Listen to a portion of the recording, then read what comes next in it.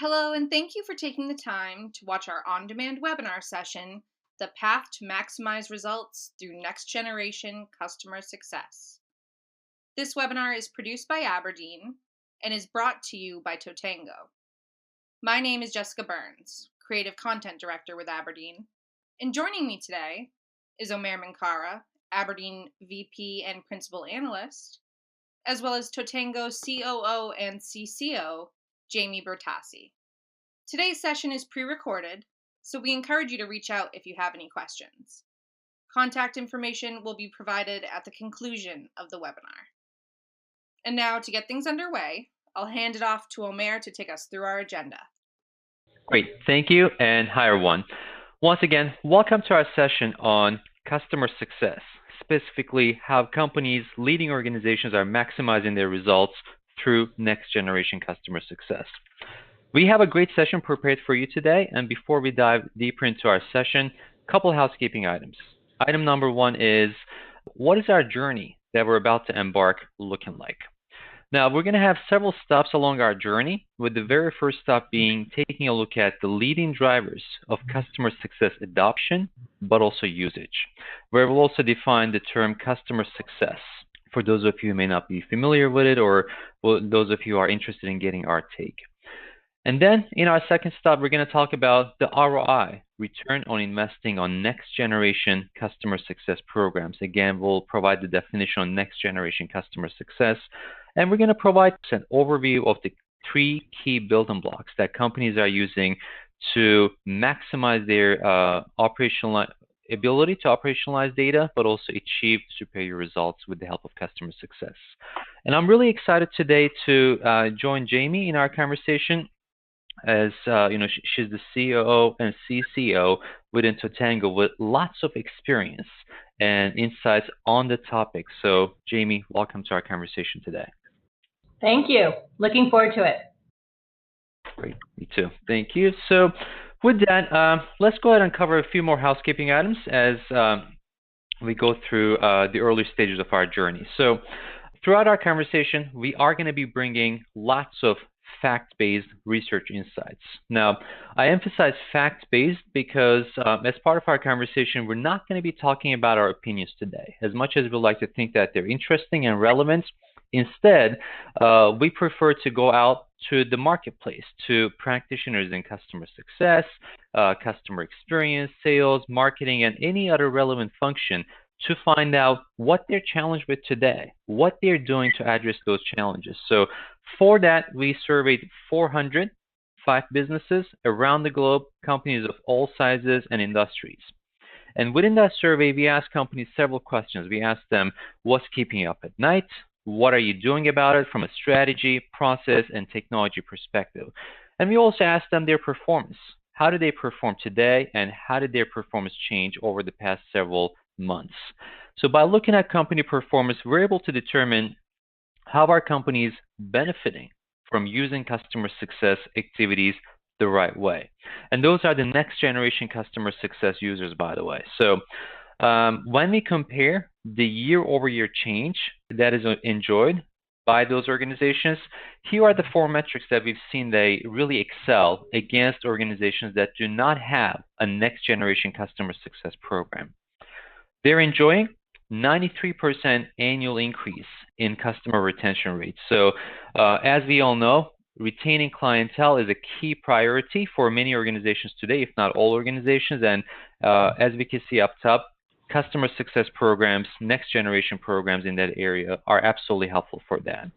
But while many companies try to retain their customers, equally important is increasing and growing their spend. And that's what next gen customer success users are able to accomplish. And again, we'll dive a little bit deeper into those of you who are asking, how do they do that? We'll answer that question. And growing customer spend leads into growth in company revenue, as you can see in the third bucket here. And towards the bottom, those same organizations are telling us that they're seeing a decrease that is an improvement in their service costs, which leads into an improvement in their bottom line. So our goal from today's webinar is to help uncover the drivers for that, but also help our audience members accomplish similar, if not better, results in their businesses. So our last housekeeping item for the day is just a quick summary of some of the key learnings that we'll dive deeper into. So our very first key learning that we'll touch on is how customer success today has become a necessity for companies across many industries, and we'll see why it has become a necessity. What are the roadblocks and the drivers for that? And then we're going to define next generation customer success programs, and we'll emphasize that it's not just the process, it's not just the technology, it is both. And we'll talk about how companies are able to use customer success to manage all aspects of the buyer lifecycle.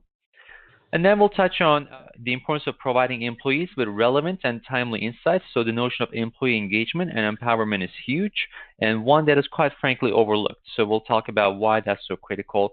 And then we'll touch on the last stages of our conversations, how continuous performance improvements can be embedded in your customer success program. So it's not a one-time improvement, but rather a continuous improvement that you enjoy as a business. So with that as a list of our housekeeping items and a quick overview into what we'll learn, why don't we dive right into it? Let's talk a little bit about the leading drivers of customer success adoption and also usage. And let's start off at the very high level. What are some of the challenges that companies are facing today, or some of the changes?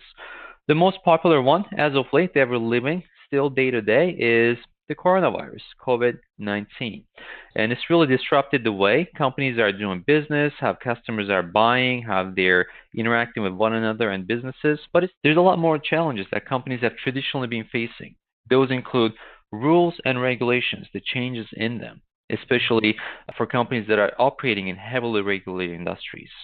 Then there's the changes in technology that's driving how consumers and businesses interact with one another, but also purchase products, request support, and renew any product and service purchases. And then there's the weather events. It could be hurricanes, earthquakes. So there's really a lot of change that's happening all the time. It's not just the coronavirus. So it's really critical for companies to become more agile, to convert change into opportunity. Now, another series of challenges that companies are facing today is around channel adoption trends. And that has to do with the change in buyer behavior. As I mentioned, as the technology changes as far as what business users but also consumers are using to purchase products and request support and do renewals, they're utilizing more and more channels. So on the screen, right there in the halfway point, online customer community, that's sort of our demarcation point, the 50% point, where anything about that marks 1 out of 2 businesses using at least 10 different channels. And I want to put that statistic up here also in the box, the yellow box on the left, because we've done a study back in 2012 where I vividly remember 50% of companies at the time told us that they were using at least 4 different channels. So between 2012 to 2020, in the course of 8 years, you've seen companies more than double the number of channels that they're using to interact with their current and potential customers. So there's a lot of complexity in terms of how companies capture data across those channels, but also how they manage their interactions across them. So when we asked the question to our participants in the survey to highlight what exactly are those challenges as it relates to their customer success programs and why it has become pivotal, here's what they shared. By the way, this question was asked as a multi-choice question because, let's face it, companies across the board, they're not just facing one challenge, right? There's a lot of challenges that they try to overcome all at the same time. So we're seeing really a priority order of those challenges. So the top challenge that companies have reported back to us was increased competition, where they're trying to differentiate based on customer experiences. So the ability to innovate, to deliver superior and differentiating customer experiences. Companies seem to struggle with that, and we'll touch on how next-gen customer success users are able to address that challenge as we go through. Another challenge is customer empowerment. The fact that buyers today across pretty much all industries are far more empowered than they were ever before. They know more about different options. They share their experiences. So really, that's one of the key reasons why the notion of customer success has risen up for a lot of industries. And we'll talk about how next-gen customer success programs are helping businesses balance those dynamics. And then companies are struggling to deliver consistent and omni-channel experiences, as you can see next to the red arrow. So as more and more business users, but also consumers are interacting with organizations across many channels, companies are struggling to keep up with consistency. So we'll touch on how they overcome that also. And then lastly, there are the demographic changes across different buyer groups. So, people have different preferences as you go across different demographic groups. And also the cost of customer acquisition is increasing over time, which makes it even more important to be able to retain and increase the spend of current customers. So enter all those challenges, we see customer success. So having seen all of those challenges, we're seeing a lot more organizations turning to customer success programs. So as we mentioned early on, we do want to provide a definition here on what we mean by customer success, specifically next-gen customer success programs. So when we talk about customer success, we're talking about companies using both processes and technologies to manage primarily their post-sale interactions. And I like to emphasize primarily. It doesn't mean only, but really primarily focusing on what happens post-sale, really streamlining the onboarding process, increasing the ability to retain clients, ensure their loyalty, and drive word-of-mouth activities across all the stages of the buyer journey. And as I mentioned, that encapsulates both processes and technologies, and all of that hinges on companies' ability to use data. If you don't know enough about your customers, current or potential, that means that you're going to be challenged in addressing their needs. So let's take a look at how companies fare as it relates to using data to support their customer success programs. That was also a question that we've asked in our survey. So that 22% number on the screen reflects that only just about 2 out of 10 organizations are telling us that they're fully satisfied with their ability to use data to manage their customer conversations. So to put another way, 8 out of 10 businesses are struggling using data to interact with their customers. So why are they struggling? Again, another question that we've asked, a multi-choice question, because there's a lot of challenges that play into that 22% number occurring. The number one challenge that companies have reported back to us is insufficient data. So it turns out that even in the age of big data, where companies across all industries have more data than ever before, they still want more data because customer needs change so rapidly, especially nowadays. Organizations want more and more data to keep up to date with those changes so they can manage conversations in a contextual manner. Another challenge here is lack of skilled human resources. So that means that as you grow, the amount of data you have available, do you have enough people? Do you have enough data scientists, for example, to keep up? Oftentimes, the answer for most organizations, either large, small, or mid-sized, the answer is no. So that's why more and more companies are turning to technology. Data quality seems to be another challenge. A great example is one of your sellers may be trying to sell a product or a subscription service to a customer. Meanwhile, your customer success rep or an account manager may be working on addressing a support issue. So probably not the best time, right, for your salesperson to reach out. So not having that data on the sales side is an issue, and that's one of the top challenges that companies are still reporting back to us. And we'll talk about how companies are addressing that unique challenge. Then, as we discussed early on, companies do lack technologies that are relevant. So we'll talk about some of the supporting enablers to build a customer success program that is next gen. And we'll touch on how to use a unified view, a connected view of customer data to eliminate disparate data sources. So you know what exactly is the customer experience looking like across the entire buyer journey. So Jamie, I do want to get back to here. I know we've covered quite a bit of ground so far as it relates to challenges and define customer success. And I'd love to get your perspective here. Having seen some of the challenges that companies are going through, what are some of the reasons why you see brands implement a customer success program? And I'm really curious actually to see if you've observed any changes over the past 6 months or so versus maybe 2 years ago, 3 years ago, as far as why businesses are implementing a customer success program. Sure.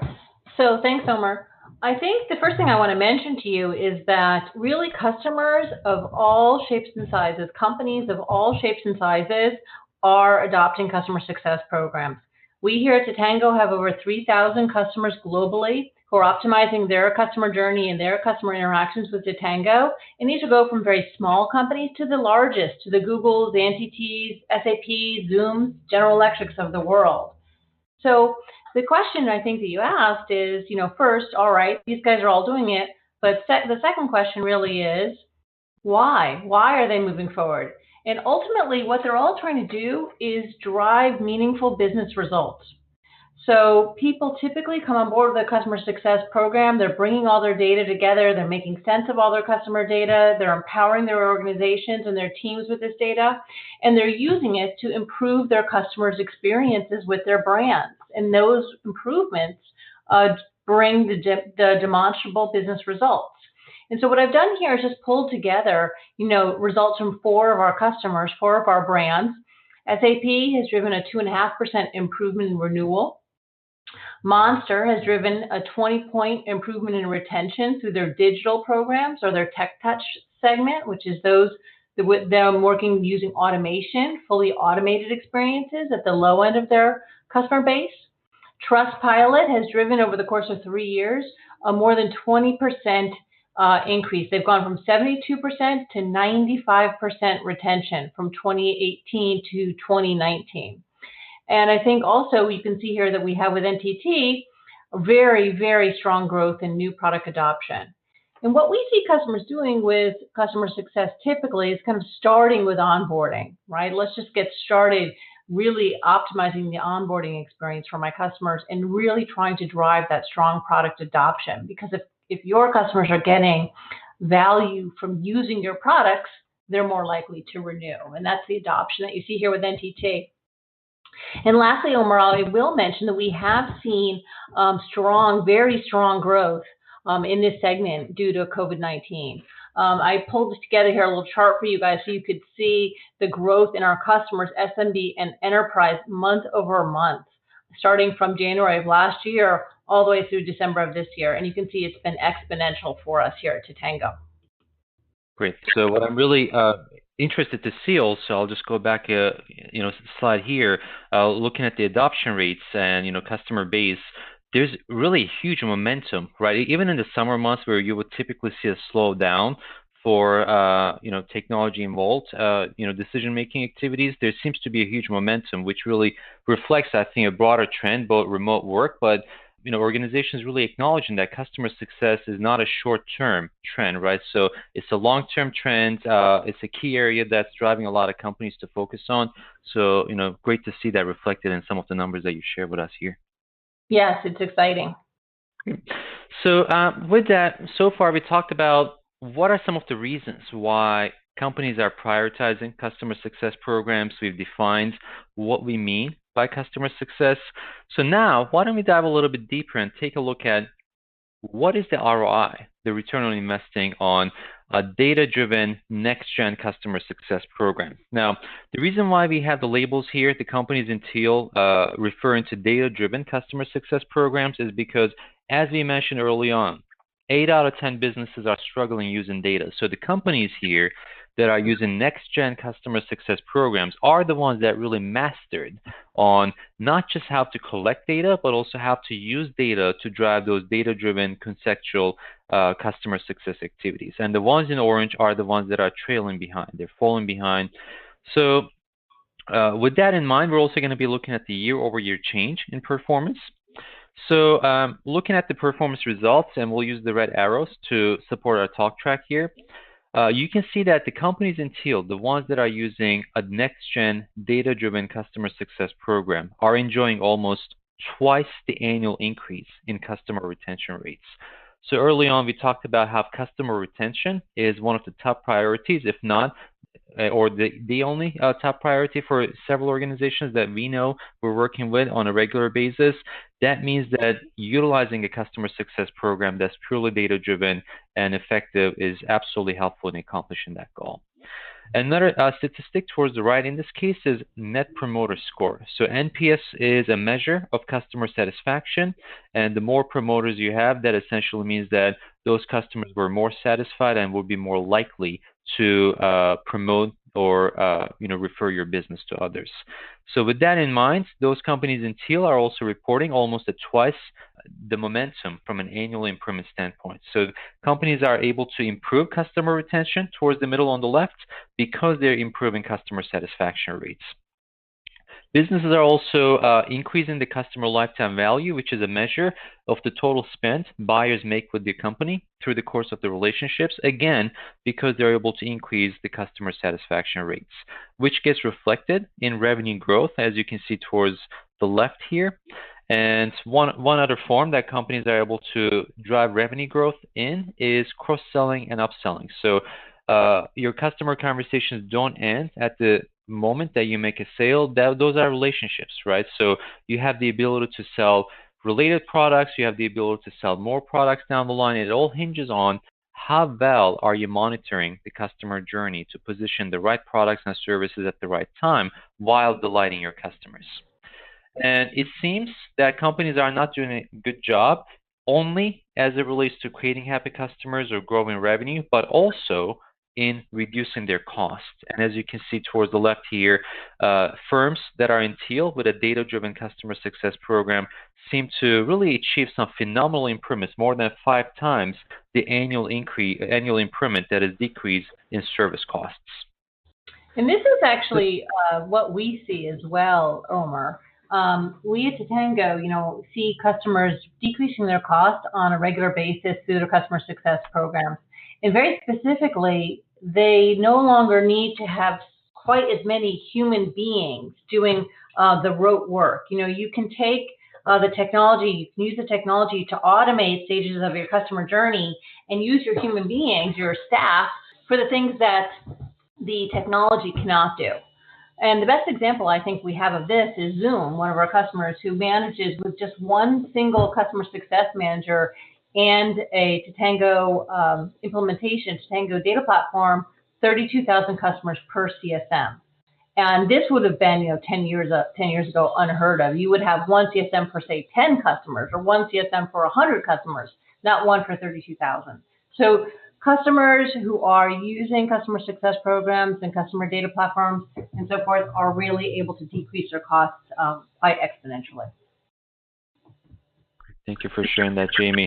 And that 32,000 number really blows me away. That's such a astounding number. And I'd love to get your take on, what do you see driving that sort of transition? Like you said, maybe 5 or 10 years ago, we may have heard a CSM working with maybe 10, if not, in a good day, 50 accounts, but 32,000 is really oftentimes unheard of. So I'd love to get your take on, maybe from a platform or process perspective, how do you see, or what do you see as enabling managing the success and happiness of such a wide variety and huge number of customers with just one CSM? I think it's really about understanding what the ideal customer journey is that you're trying to drive, and then building out your plays and your automation to achieve that, which is then scalable. If you can make 10 customers happy using a really automated fashion, and then you can expand that to 100, 1,000, 10,000, and so forth, what you're bringing your human being involved is getting involved with the exception cases, not actually continuing to do the exact same thing over and over again, because you've built out all of that automation in the platform itself, and that allows you to scale your business without scaling your team. And this is why the CFOs love stuff like Totango. Got it. Thank you for that. So what I'm hearing back from you here is really leveraging some of the AI capabilities that are getting more sophisticated, automation, building customer journeys, and for our audience members, more to come on that. We'll talk about our 3 key building blocks shortly, but thank you for sharing those insights, Jamie. Mm-hmm. So with that, we've seen some of the customer experience and financial benefits that organizations are reporting back to us in our survey when they use a data-driven next-generation customer success program. Let's take a look at a few other metrics where firms in teal here, the ones with a next-gen customer success program, are ahead of their peers. I'd like to really hone in on employee engagement on the left. I'd like to talk about that because oftentimes when we speak with CXOs, CMOs, VPs of customer care, or customer success and experience, one of the things that we talk about is process and technology more often than people. And in reality, it's the people. It's the CSMs, it's the account managers, and all the other people that use those technologies and the processes to manage a customer success. So it's critical to choose the right people, to empower them, and to make sure that they're engaged. So by engagement, we mean that they're provided with the right tools, the right information at the right time, so they're enabled to succeed in their roles. And that's what we're seeing on the left. Companies that are providing the right kind of data, the right kind of tools to their employees across the board are able to report more than twice the annual increase in employee engagement rates. So something that really is important to note here. And then as you go from left to right, you're seeing that those same organizations are also able to respond to customer needs more swiftly. So, if you use that earlier example with Zoom that Jamie shared with us for those 32,000 customers, how do you know what customer has an issue? So again, using exceptions, proactive alerts, those are critical pieces to be able to quickly respond to customer issues, even quickly predict potential customer issues, and even engage a customer before the customer reaches out to you. And then you have a number of positive social media mentions. So by building such meaningful customer relationships, we're also seeing that firms with a next-gen customer success program are able to enjoy the positive word of mouth that their current users are sharing across different social media channels. So with that, Jamie, I do want to get back to you here. You've shared a lot of great examples, and we're eager to learn more. So how do these performance findings that we're looking at on the screen align with some of your observations that you're seeing out there in your own customer conversations? Well, they really are consistent with what we're seeing, I would say. So, we see that customers or companies that come to us for help with their customer success programs and to implement Totango, really a customer data-driven plan, they're moving away from kind of a task-based system where, there's maybe a technology that they've had that tells their employees, go do this, go do that, go do the other thing, which makes the employees really have to do the work. And they're moving to technology like Totango, which is really a technology-driven approach for customer success that we like to say, the system works for you. And what this does is it allows you to take your best thinking about your customer workflows and really decide exactly how you want to interact with your customers, what you want your engagement with your customers to be at each stage of the journey. Automate that using your data, and then allow your employees to be involved in improving the system, thinking through it, creating it, and bringing their kind of creativity to the system, as well as handling exceptions. But they're not doing kind of rote work over and over and over again, which leads to, as we've all seen, I would say, decreased employee engagement and employee satisfaction. So this is why I think that companies that implement customer success technologies really do see that higher level of employee engagement. And what we see the employees really doing is working to orchestrate and automate the customer journey, right? And so when we work with a customer, one of the things that we first do with them is really map the journey, really understand what it is that they want to have their customers experience at each stage of the journey. And oftentimes we'll do that within various customer segments. So you might have your strategic segment, your enterprise segment, maybe your digital segment or your tech touch segment, and so forth. And we basically use a technology that we have created, which is called SuccessBLOCs, which allow customers, I'll show you here in a second a little bit more about those, but basically a SuccessBLOC allows a company that wants to get started with a customer success technology to just pick up something that already exists today. So you can just go into our marketplace and you can just download an onboarding SuccessBLOC or an adoption SuccessBLOC or an expansion or a renewal or a voice of customer SuccessBLOC and take advantage of the best practices that already exist from the leading companies doing this today. And I think the way that we find companies are implementing this is that as they pick up a SuccessBLOC that's already built out, think of it as like a mini application that's already built out with all the toolkits and everything that they need. These are the segments that we help them create, goals and KPIs, how to slice and dice the customers, really what assets you'll need, and how to build out that automation and the reporting. so that it's very simple for folks to get started. And then the beauty of this is, as a customer goes live with a particular success block, what ends up happening is you'll see, oh, this is working super well. Oh, this needs some more work. And you can iterate ongoing using your success blocks and constantly change and improve it. And what we find from companies that go ahead and do that is that really frees their team up, because they're taking advantage of all the knowledge on their team to build out the automation, to make sure that they're understanding what's happening with their customers, and it allows their team to be focused on optimizing that customer journey and solving problems that only human beings can do. Great, thank you for sharing those insights again, Jamie. For from a mechanical standpoint, as far as the employee benefits, but also really getting the most outcomes out of customer experience areas.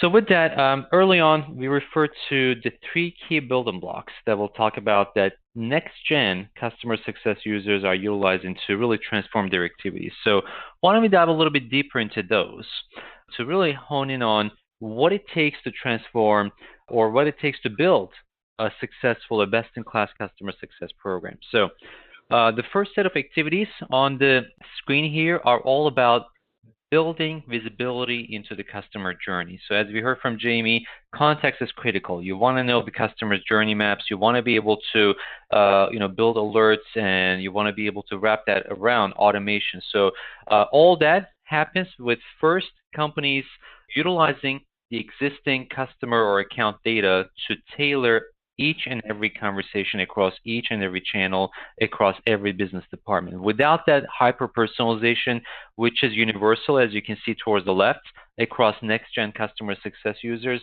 you are likely to struggle to create happy customers, to maintain consistency across all the different interaction channels or departments. So that's absolutely a table stakes, as you can see towards the left. And to be able to personalize and ensure consistency, one of the attributes that are common, almost universal across firms that are utilizing a data-driven next-gen customer success program, is standardizing the way they capture and manage data across the business. So you may have companies that are operating across different regions, across different product lines, and if you're capturing data differently across those business units or regions, then it's really hard. It's very complex to integrate that data to have a connected view of customer information. So having a standardized process makes it a whole lot easier, which is the reason why those organizations that do standardize are far more likely to say that they do have a connected view of customer data across all of the systems in the enterprise, so they can hyper-personalize their activities. And then we talked about journeys. We've referred to it a couple times so far in today's webinar, and it is for a good reason, because as you can see towards the right, one of the other attributes that are common across firms with a next-gen data-driven customer success program is looking across the customer journey, finding out what are the inflection points, as we call it, where customer experience and customer success is working in favor of the organization, that is creating a happy customer, driving increased spend, ensuring loyalty, whereas what are the areas that the company is not able to achieve desired goals, so you can improve in the areas that you need to improve. Now, once you have a holistic view into the customer journeys, then comes designing processes, so you adapt to whatever the changes are that are happening across those journeys or within the customer behavior itself. And that's important because as we set the stage for our conversation today, we talked about change. We mentioned that it's not just COVID, but change comes in many different forms. It comes in the form of new technologies, new rules and regulations, new behavior, many different factors. So if you can adapt to change successfully, that means that you're able to help your customers succeed, whatever the requirements are for them in the current market environment. So how are businesses in Teal doing that? One of the things that they do is they listen to their customers. They use voice of the customer data, customer feedback and sentiment data they capture through online surveys, analyzing behavioral data, email, one-on-one feedback. So tapping into the customer feedback and sentiment data to set the course for the company's strategy. So are we using the right channels?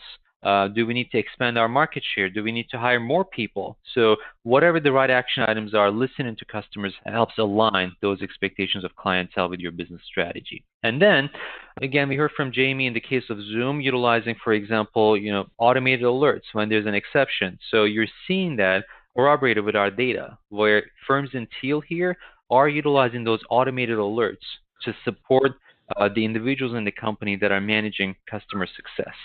And then providing employees with playbooks. So if I'm a customer success, a person who's managing for customer success, or an account manager, or a salesperson, and I'm really trying to address a customer retention issue or customer satisfaction issue, I may not want to walk around, especially nowadays. You may not even be able to walk around to get feedback and guidance. So providing playbooks, especially in today's environment where work from home or work from anywhere is a big requirement and trend, is critical.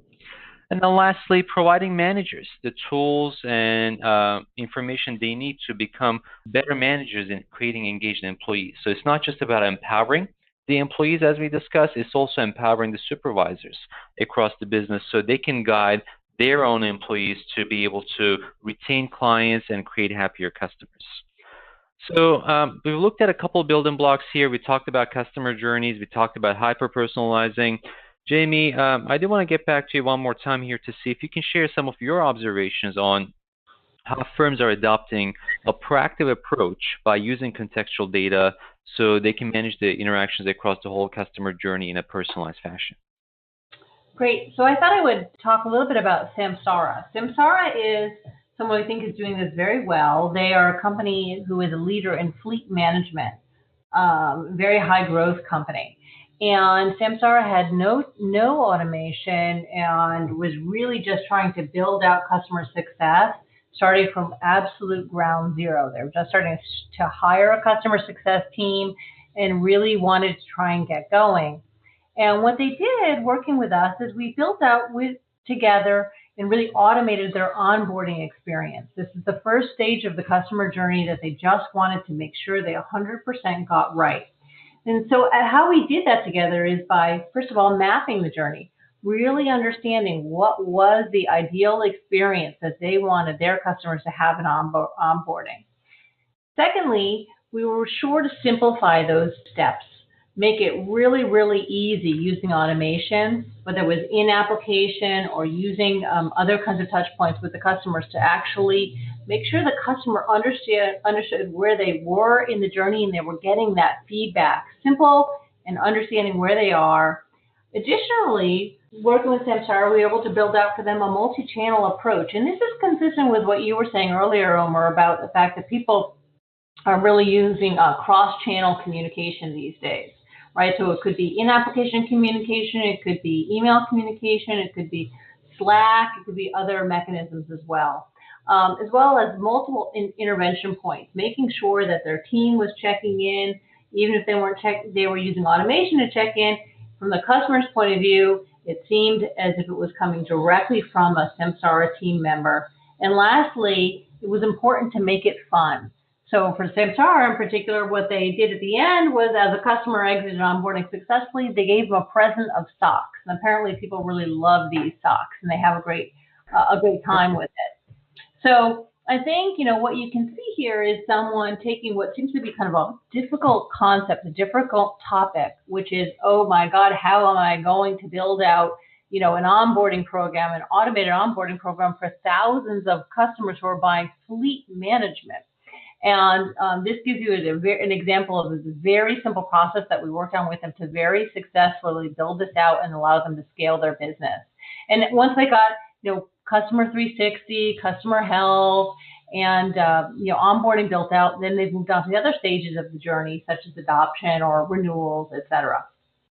That's interesting. Thank you for sharing this case study as well with us, Jamie. So with that brings us to our third set of key activities, or the third building block. As a quick reminder, we talked about two key building blocks so far. The first one was knowing who your customer is, building journey maps. The second one was hyper-personalizing your activities and ensuring your customer success program is one that's designed to empower your employees. And then thirdly, it's all about looking back and improving your performance going forward. So, in other words, monitoring your performance, making improvements to continuously achieve desired results through your customer success program. So, what are some of the activities companies in Teal, the ones that are using a next-gen data-driven customer success program, doing in this area?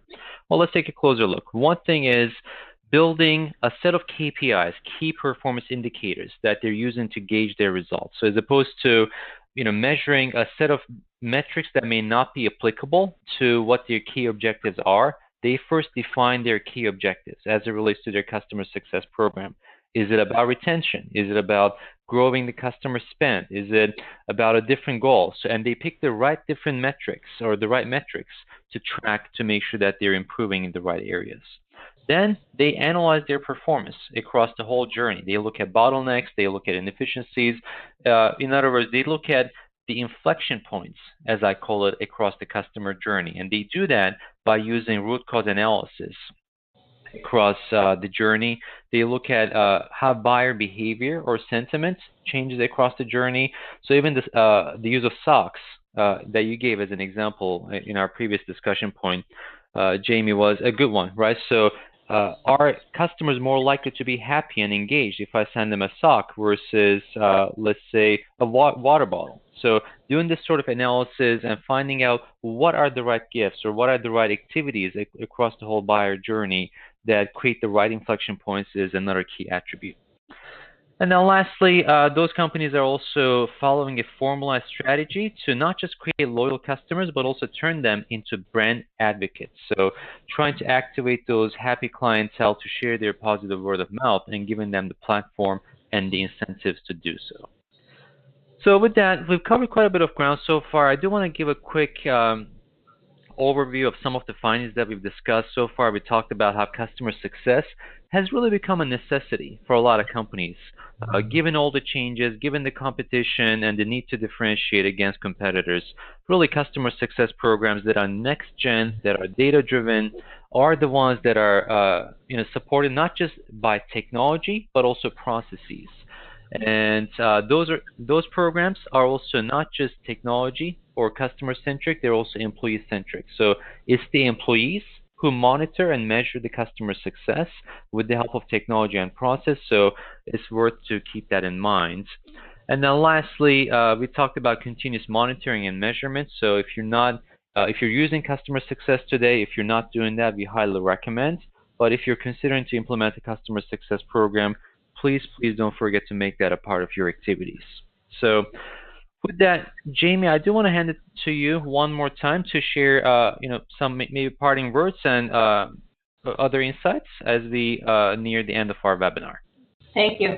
I would just say that I would encourage all of our listeners to go and sign up for the free community edition at Totango. And the reason why I would suggest this is it's a great way to just understand a little bit more about customer success, and a way for you to just get the idea of what it's all about for free. And you can, use the system if you'd like to, or just get a sense for it. But really at Totango, one of the things we like to say is we really like informed buyers.